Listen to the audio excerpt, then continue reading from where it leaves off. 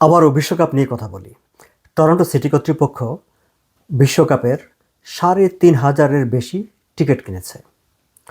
বিশেষ করে টরন্টো শহরে যে ৬টি টুর্নামেন্ট অনুষ্ঠিত হবে, সেই ৬টি টুর্নামেন্টের এই ৩,৫০০ টিকিট তারা কিনেছে আমার আপনার মানে পাবলিকের, ট্যাক্স পেয়ার পাবলিকের টাকা দিয়ে।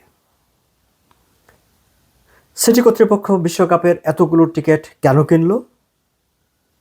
দর্শক, আপনাদের নিশ্চয় মনে আছে, আমি আমার আগের ভিডিওতে নিউ ইয়র্ক সিটির কথা আপনাদেরকে শুনিয়েছিলাম। নিউ ইয়র্কের মেয়র জোহরান মামদানি ফিফা কর্তৃপক্ষের সঙ্গে দেন দরবার করে ১,০০০ টিকিট সংগ্রহ করেছেন, যে টিকিটগুলো তিনি তার শহরের মানুষদেরকে লটারি করে মাত্র $50 দেবেন বলে সিদ্ধান্ত নিয়েছেন। আর টরন্টো সিটি মেয়র অলিভিয়া চৌ, তার নেতৃত্বে যে টরন্টো সিটি কাউন্সিল, তারা ৩,৫৪৬টি টিকিট কিনেছে ৬টি টুর্নামেন্টের। কেন কিনেছে? কারণ তারা কিনেছে এই টিকিটগুলো ফর প্রফিট, লাভে রিসেল করবে। সেই কারণে টিকিট বিক্রি করে তাদের একটা ফান্ড হবে, ভবিষ্যতে টরন্টো সিটির যে বিভিন্ন প্রোগ্রাম বা বিভিন্ন অ্যারেঞ্জমেন্টের সেখানে তারা এইটা কাজে লাগাতে পারবে। সেই রকম একটা চিন্তা করে লাভ করার জন্যে সিটি কর্তৃপক্ষ আমার আপনার ট্যাক্স পেয়ারের টাকা দিয়ে ৩,৫০০-এর বেশি বিশ্বকাপের টিকিট কিনেছে। ওয়াও! না, অলিভিয়া চৌয়ের মাথায় কিন্তু ওই যে জোহরান মামদানির মাথায় যেটি এসেছে যে ঠিক আছে, আমার কিছু নাগরিকরা কম পয়সায় খেলাটা দেখবে, এই চিন্তা অলিভিয়া চৌয়ের কিংবা টরন্টো সিটির কাউন্সিলরদের কারো মাথায় আসেনি। তাদের মাথায় কাজ করেছে ব্যবসা, লাভ। ওয়েল, সে তাদের ব্যবসা নিয়ে আমাদের কোনো সমস্যা নেই। আজকে পর্যন্ত আমি যখন কথা বলছি, ৭ই জুন রোববার সন্ধ্যাবেলা, তাদের এই ৩,৫৪৬টি টিকিটের মধ্যে সিটি কর্তৃপক্ষ জানাচ্ছেন যে প্রায় সব কটি তারা বিক্রি করে ফেলেছেন। ৭০টির মতো টিকিট বিক্রি এখনও বাকি আছে, সেগুলো আগামী ১২ই জুন যে প্রথম টুর্নামেন্ট হবে তার আগে আগে শেষ হয়ে যাবে।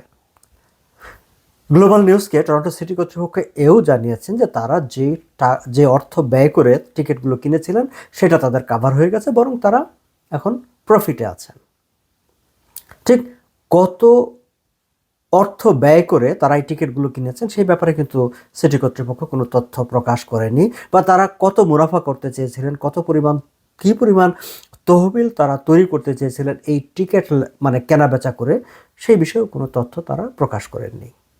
তারা স্বীকার করেছেন তারা টিকিট কিনেছিলেন, তারা এই টিকিট কিনেছেন হচ্ছে টু রিসেল ফর প্রফিট। এখন যখন এই রিসেল ফর প্রফিট এর জন্য যখন টরন্টো সিটি কর্তৃপক্ষ ওয়ার্ল্ড কাপের টিকিট কেনে, তখন কিন্তু আরেকটা প্রশ্ন সামনে চলে আসে। সেই প্রশ্নটা কি? আপনারা জানেন যে অন্টারিও প্রিমিয়ার প্রভিন্সিয়াল গভর্নমেন্ট তারা একটা আইন করেছে, কেবল বিশ্বকাপে নয়, বিশ্বকাপ এবং এই ধরনের বড় যে কোনো আয়োজনের টিকিট রিসেল করাটাকে তারা ইললিগ্যাল ঘোষণা করেছে।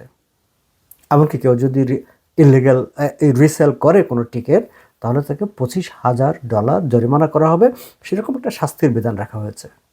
নাও কোশ্চেন ইজ, নাগরিকদের প্রশ্ন, টরন্টো সিটি কর্তৃপক্ষ অন্টারিও প্রভিন্সের যে আইন, সেই আইনেই তো চলে। তাহলে অন্টারিও প্রভিন্সিয়াল আইন অনুসারে যেখানে রিসেল ইললিগ্যাল, তাহলে টরন্টো সিটি কর্তৃপক্ষ কি একটা ইললিগ্যাল কাজ করলো না? তাহলে তাদের বিরুদ্ধে তো শাস্তিমূলক ব্যবস্থা নেওয়ার কথা। ফোর্ট গভর্নমেন্ট কি, মেয়র অলিভিয়া চৌ, তার সিটি কর্তৃপক্ষ, সিটি কাউন্সিল, তাদের বিরুদ্ধে এই ইললিগ্যাল অ্যাক্টিভিটিসের জন্য কোনো ব্যবস্থা নেবেন? আমরা জানি না, কিন্তু এটি নিয়ে কথাবার্তা শুরু হয়েছে। টুইটারে অনেকগুলো পোস্ট হয়েছে, এগুলো নিয়ে তুমুল আলোচনা হচ্ছে যে তাহলে কি আইন কেবলমাত্র আমাদের জন্য, তাদের জন্য না? তাদের জন্য বলতে সিটি কাউন্সিল, মেয়র অলিভিয়া চৌ, কাউন্সিলর, তারা কি ডার্কফোর্ডের যে আইন, অন্টারিও প্রভিন্সের যে আইন, যে টিকিট রিসেল করাটা ইললিগ্যাল এবং কেউ সেটি করলে $25,000 পর্যন্ত জরিমানা হবে, সেই আইনের বাইরে থেকে যাবে টরন্টো মেয়র অলিভিয়া চৌ এবং তার সিটি কাউন্সিলের সদস্যরা? দর্শক, আপনাদের কি মনে হয়? আমি শুধু তথ্যটুকু আপনাদের সামনে শেয়ার করলাম যে আমাদের নির্বাচিত জনপ্রতিনিধিরা তারা আসলে কি করছেন। অলিভিয়া চৌ জোহরান মামদানি হবেন সেটা আমি আশা করি না, আমার মনে হয় আপনারাও আশা করেন না।